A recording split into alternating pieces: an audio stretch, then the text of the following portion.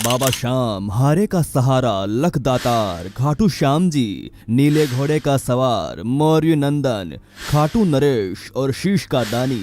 जितने निराले बाबा श्याम के नाम और भक्त हैं, उतना ही रोचक इनका इतिहास है। आज हम जानेंगे कि आखिर क्यों राजस्थान में सीकर जिले के एक गांव खाटू के नरेश खाटू श्याम जी को पूरी दुनिया में शीश के दानी के नाम से भी क्यों जाना जाता है। कौन है खाटू श्याम जी और कैसे बने बाबा श्याम, इन सब के पीछे कौन सी पौराणिक कथा है। चलिए आज आपको बताते हैं खाटू श्याम जी की कहानी मेरी जुबानी।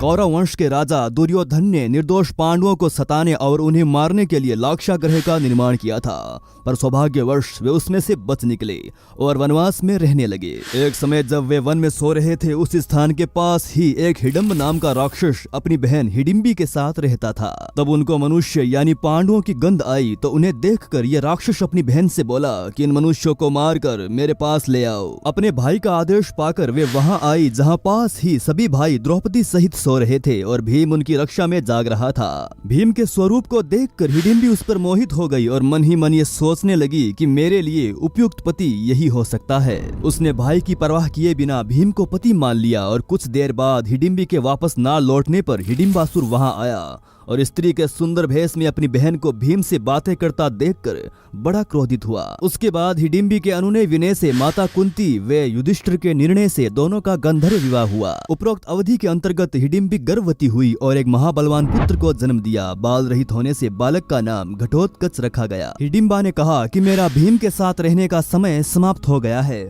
और आवश्यकता होने पर पुनः मिलने के लिए कहकर वह अपने अभिष्ठा स्थान पर चली गई और साथ ही घटोत्कच भी सभी को प्रणाम करके आज्ञा लेकर उत्तर दिशा की ओर चला गया। जल्द ही श्री कृष्ण के कहने पर मणिपुर में मुरदेती की लड़की कामकंटका से गंधर्व विवाह हुआ।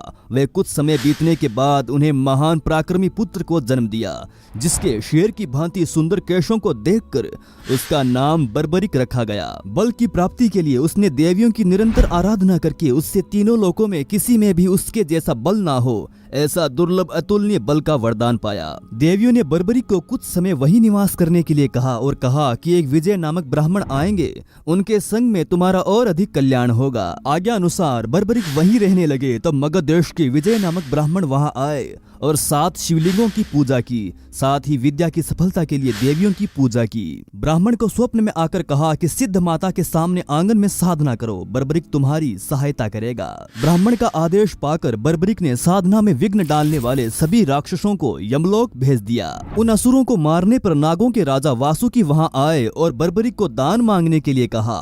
तब बर्बरिक ने विजय की निर्विघ्न तपस्या सफल हो यही वर मांगा। ब्राह्मण की तपस्या सफल होने पर उसने बर्बरिक को युद्ध में विजयी होने का वरदान दिया। उसके बाद विजय को देवताओं ने सिद्धश्चर्य प्रदान किया। तब से उनका नाम सिद्धसेन पड़ गया। कुछ काल बीत जाने के बाद कुरुक्षेत्र मैदान में कौरवों और पांडवों के बीच में युद्ध की तैयारियां होने लगी। इस अवसर पर बर्बरिक भी अपने तेज नीले घोड़े पर सवार होकर आ रहे थे। तब रास्ते में ही भगवान श्री कृष्ण ने बर्बरिक की परीक्षा लेने के लिए ब्राह्मण के भेष में उसके पास पहुंचे। भगवान ने बर्बरिक की मन की बात जानने के लिए उससे पूछा कि तुम किसकी ओर से युद्ध लड़ने आए हो। तब बर्बरिक ने कहा कि जो कमजोर पक्ष होगा उसकी ओर से युद्ध मैं लड़ूंगा। भगवान ने बर्बरिक से कहा कि तुम 3 बाणों से सारी सेना को कैसे नष्ट कर सकते हो। तब बर्बरिक ने कहा कि सामने वाले पीपल के पेड़ के सभी पत्ते एक बाण से ही निशाने हो जाएं और दूसरा उसे बेध देगा। श्री कृष्ण ने मुट्ठी हुए पेड़ के नीचे 2 पत्ते छिपा लिए, पर देखते ही देखते एक बाण से क्षण भर में सब पत्ते बींध गए।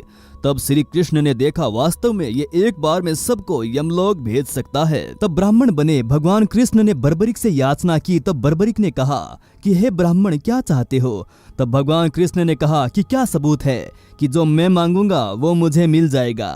तब बर्बरिक ने कहा कि जब वचन की बात की है तो तुम प्राण भी मांगोगे तो मिल जाएंगे। तो ब्राह्मण के भेष में नटवर बोले मुझे तुम्हारा शीश का दान चाहिए। यह सुनकर बर्बरिक स्तब्ध रह गए और बोले मैं अपना वचन सहर्ष पूरा करूंगा, पर सत्य कहो आप कौन हो। तब भगवान नटवर ने अपना विराट स्वरूप बताते हुए कहा कि मैंने ये सोचा कि यदि तुम युद्ध में भाग लोगे तो दोनों कुल पूर्णतया नष्ट हो जाएंगे। तब बर्बरिक ने कहा कि आप मेरा शीश का दान तो ले लीजिए, पर मेरी एक इच्छा है कि मैं युद्ध को आखिर तक देख सकूं। तब भगवान ने कहा कि तुम्हारी ये इच्छा जरूर पूरी होगी। तब बर्बरिक ने अपना शीश धड़ से काट कर दे दिया। उसके बाद भगवान ने बर्बरिक के शीश को अमृत जड़ियों के सहारे पहाड़ के ऊंचे शिखर पर उगे एक पीपल के पेड़ पर स्थापित कर दिया।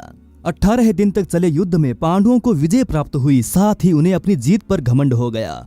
तब श्री कृष्ण उन सबको लेकर वहां पहुंचे जहां बर्बरिक का सिर स्थापित था। बर्बरिक के सामने पांडव अपनी अपनी वीरता का बखान करने लग गए। तब बर्बरिक के सिर ने कहा कि आप सबका घमंड करना व्यर्थ है, जीत श्री कृष्ण की मृतिज्ञ से ही मिली है। बर्बरिक ने कहा कि मुझे तो इस युद्ध में श्री कृष्ण का सुदर्शन चक्र ही चलता नजर आया था। इसके बाद बर्बरिक चुप हो गए और आकाश से फूलों की वर्षा होने लगी। तब भगवान कृष्ण ने प्रसन्न होकर बर्बरिक को वरदान दिया कि कलयुग में तुम मेरे श्याम नाम से पूजे जाओगे और तुम्हारे स्मरण मात्र से ही सभी मनोरथ पूर्ण होंगे।